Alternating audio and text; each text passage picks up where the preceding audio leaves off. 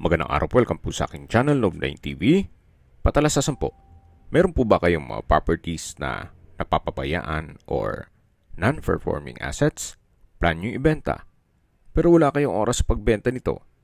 Kung ito'y pagkakatiwala nyo po sa amin, tawag lang po kayo sa aking numero, usap po tayo, gawin ko po ng video for free. Yes, libre po, wala po kayong babayaran. Tutulungan pa namin kayong mabenta ang inyong property. Kami na po bala sa marketing, sa boosting or paid ads. Even sa tripping, hindi na po kayo mapapagod sa pag-entertain ng mga buyers. Kami na po bala sa lahat.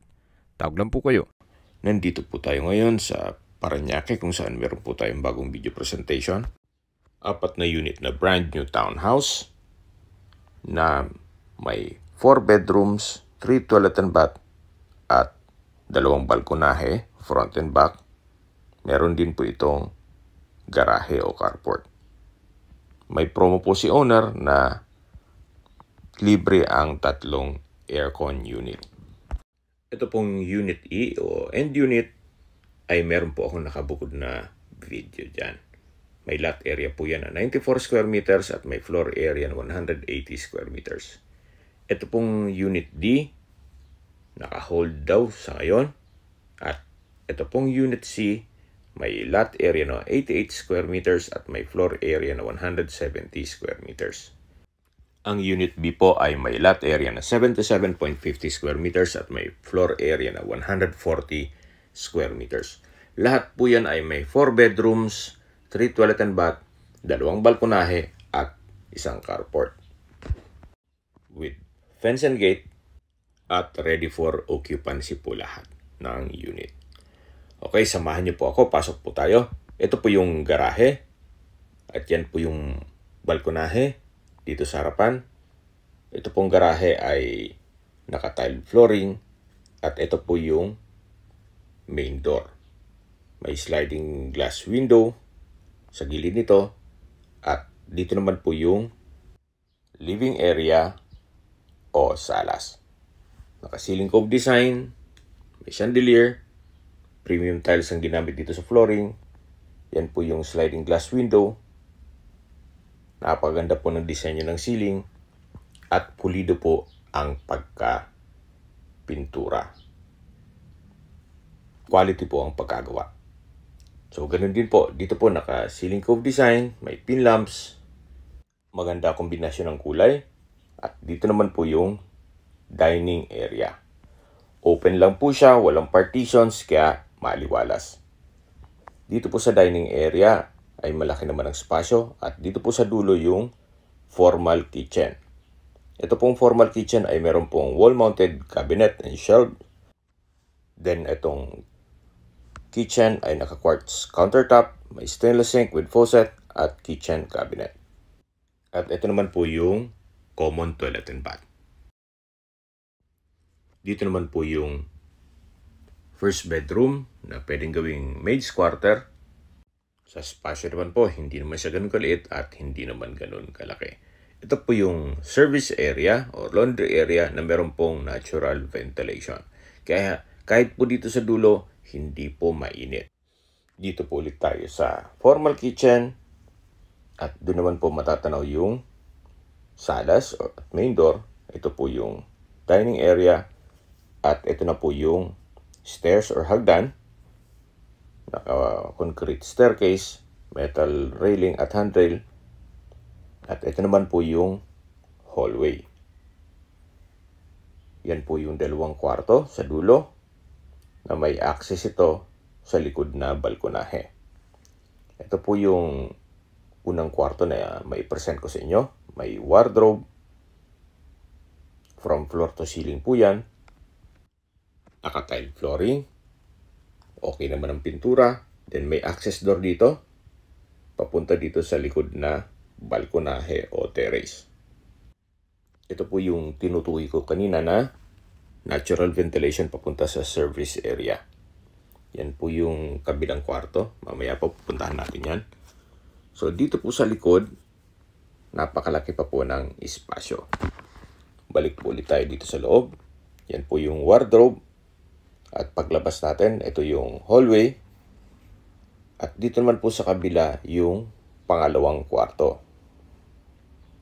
Ito pong pangalawang kwarto ay ganoon din po. Meron pong wardrobe na from floor to ceiling, naka-tiled flooring.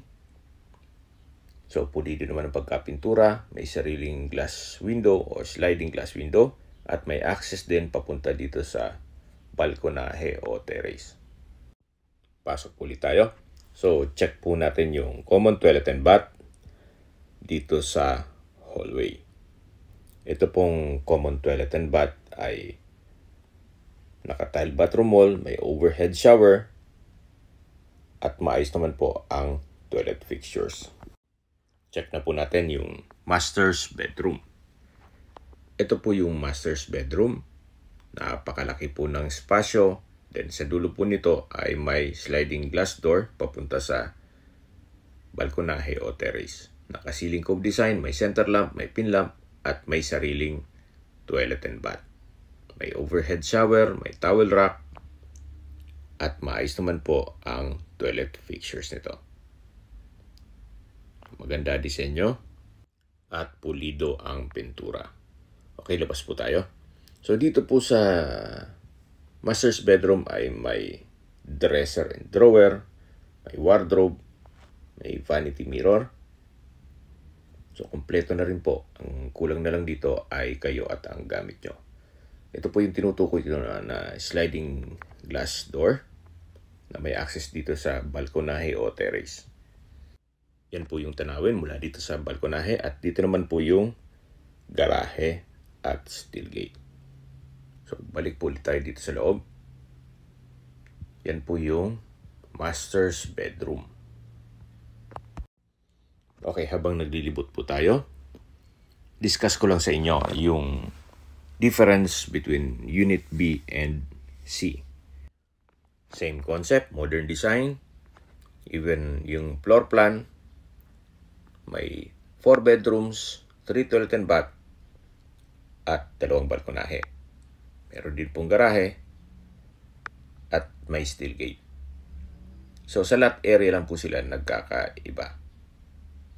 Ito pong Unit B ay 77.50 square meters at may floor area na 140 square meters. Then ang Unit C naman ay 88 square meters ang lot area at may floor area na 170 square meters. So ganun din po, meron po siyang 4 bedrooms, 3 toilet and bath, may carport at 2 balkonahe. Front and back din po yan. So, ganun din po ang disenyo ng loob. Naka-ceiling cove design. May pin lamps, may center lamps. Premium tiles ang ginamit dito sa flooring. At pulido rin po ang pagka-finish. Napakaganda po. So, ganun din po ang setup sa formal kitchen. Naka-quartz kitchen countertop. Meron pong wall-mounted cabinet and shelves. At meron pong kitchen cabinets. Meron din po itong common toilet and bath. At meron din pong maid's quarter. Okay, sa presyo na po tayo. Itong Unit E ay 9.4 million pesos and unit po yan. Unit D naka-hold. Ang Unit C ay 8.9 million pesos at ang Unit B ay 8.3 million pesos. So, open po yan for bank financing, pero mas maganda na po kung may cash lang naman kayo. I-cash nyo na para wala kayong iniintindi ng monthly amortization. Sa distance, location at travel time portion na po tayo. Mula po sa main highway or Sukat Road, ang distance is 1.4 kilometers at ang travel time is 6 minutes. Nandun na po ang mga business establishments gaya ng fast food, banks, drugstore, hardware, at hospital. Yan po yung lagi kong binabanggit sa inyo sa paghanap ng property na dapat yung i-consider yung meron pong malapit na hospital. Hindi ko naman po sinasabing sakitin kayo. Yan naman po ay for emergency purpose lang naman. Malapit na rin po doon ang Parañaque City Hall, even public market, church at school. So very accessible po itong property at malapit po sa lahat. Mula naman po sa Sukat Skyway Ramp, ang distance is 3.8 kilometers at ang travel time is 12 minutes. Ang Skyway po ay may access papuntang BGC, Makati, Quezon City, Manila, all the way to NLEX or North Luzon Expressway. At kung manggagaling naman po sa airport, ang distance is 12 kilometers at ang travel time is 34 minutes. Kung may mga katanungan po kayo or gusto magpasat ng tripping dito sa property to, tawag lang po kayo sa aking numero. At sa mga kababayan naman natin sa ibang bansa, meron po akong Telegram sa mga iPhone user man, may iMessage, meron din pong Imo, Skype, Viber at WhatsApp. Same number lang po, 0917-316-3399. Sa mga nagtatanong naman po ng aming Facebook, meron po aming Facebook page na Nov9TV at Facebook Real Video. Meron din pong TikTok at Instagram. May ibang YouTube channel po kami, the Nov9TV channel,